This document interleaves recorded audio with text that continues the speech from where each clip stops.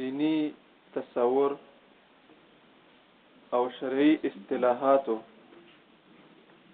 د صحیح معنی لحاظ نه ساتل د مسلمانانو د گمراهۍ یو غټ سبب او غټه وجه ده. موږ تاسو دین بنیاد دوه شیونه دي، یو قرآن مجید او بل حدیث مبارکه. الله رب العالمین خپل احکامات په عربی ژبه کې نازل کړي. پیغمبر هم د موږ تاسو عربي او نسلو دغه ټول خبرې په عربی ژبه کې دي. یو د عربی ټکو خلکو کې خپل یو معنا وي،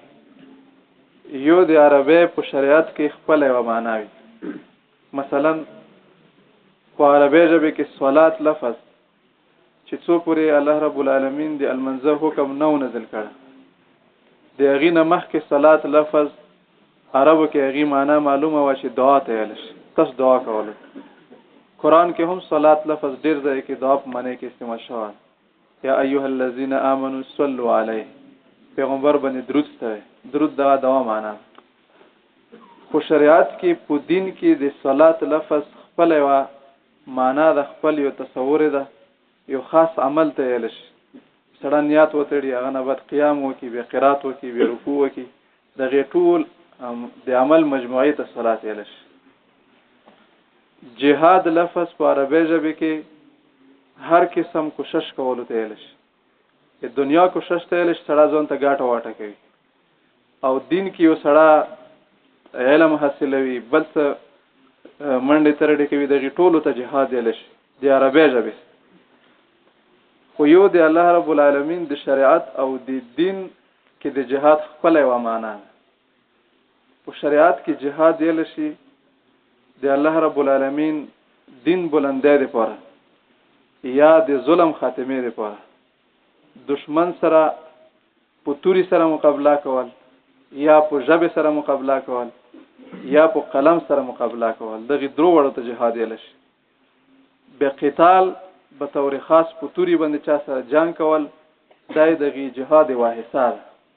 خو د جهاد په شریعت کې خپل یو معنا ده. اوس چې کوم خلک د شرعي اصطلاحاتو لحاظ نستی نو هغه ډېر لوی گمراهۍ کې مبتلا وي. یوه گمراهي خو دې نه دا جوړیږي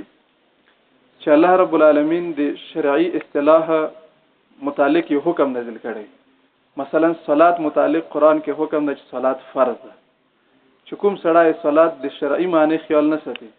نو هغه به اوس دعا ته فرض نه وایي چې دعا فرض ده. جهاد متعلق الله رب العالمین په قرآن کې د فرضیت حکم کړی. چې کوم سړی د شریعت د دغه معنی خیال نه ساتي، نو هغه به واعظ او نصیحت ته فرض نه وایي، هغه به چا سره شګړې کولو ته فرض نه وایي، چا سره شا خبرو کولو ته هغه فرض نه وایي، ځکه چې دا ټول هغه جهاد په کته کې شي. یوه ګمراهي خدا چې یو غیر فرض شای چې هغه فرض نه وي، په هغه باندې سړی د فرض ټکو ولګي. یا الله رب العالمین په لمانځه کې صلات لپاره طهارت او اوداس شرط کړه. نو اوس یو سړی چې کله د صلات د شریعت معنی خیال نه ساتي او وی چې دعا د لپاره اوداس کول ضروری دي، نو یو غیر فرض شای باندې د فرض ټکو لګول، یا یو شی باندې یو پابندی نه وي، هغې سره یو پابندی تړل، دا یوه غټه ګمراهي. نو یو نقصان خو دا وي چې سړی د شرعي معنو لحاظ نه ساتي. جهاد متعلق الله رب العالمین د فرضیت حکم کړه، هغه مې بیان. دویمه ګمراهي دې نه دا پیلویږي چې کله کله الله رب العالمین یو معنی متعلق یو فضیلت، یو ثواب، یو اجر وعده کړي. المنځ باندې الله رب العالمین ډیر ثوابونه وعده کړي دي، په جهاد باندې الله رب العالمین د ډیرو وعدو د ډیرو اجرونو وعده کړي دي.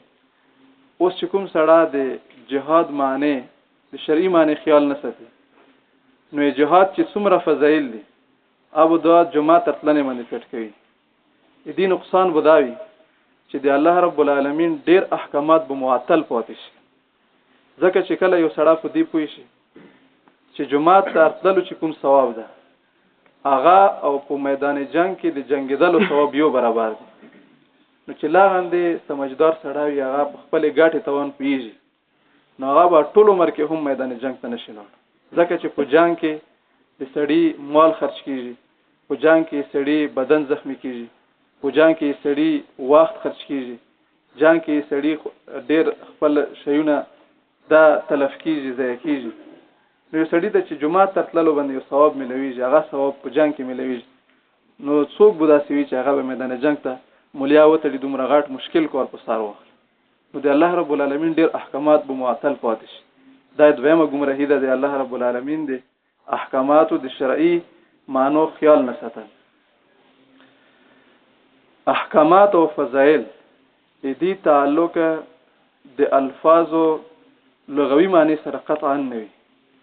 بلکې شریعت کې چې الله رب العالمین یو حکم کوي چې دا شای حرام ده یا فرض ده یا الله رب العالمین دی وشي فضیلت بیانوي چې دومره ثواب ده هغه د غشي شرعي تصور او د دینی اصطلاح باندې دا څه نه وي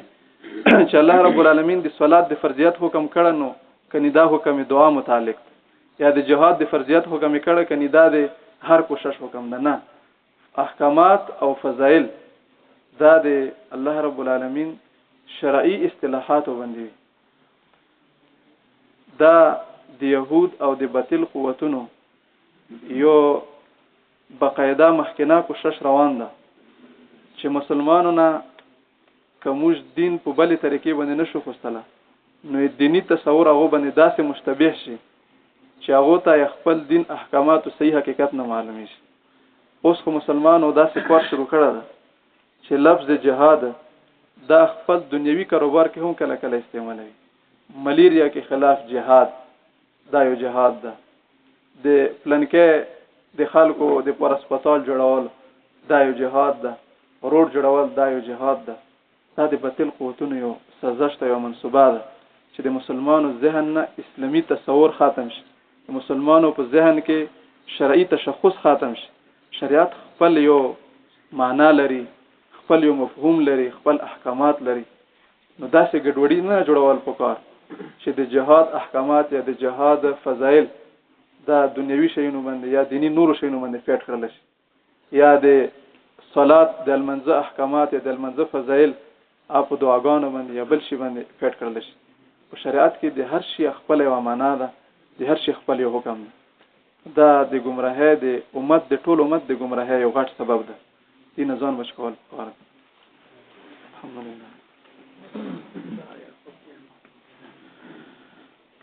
وصلى الله تعالى على خير خلقه محمد وعلى آله وصحبه أجمعين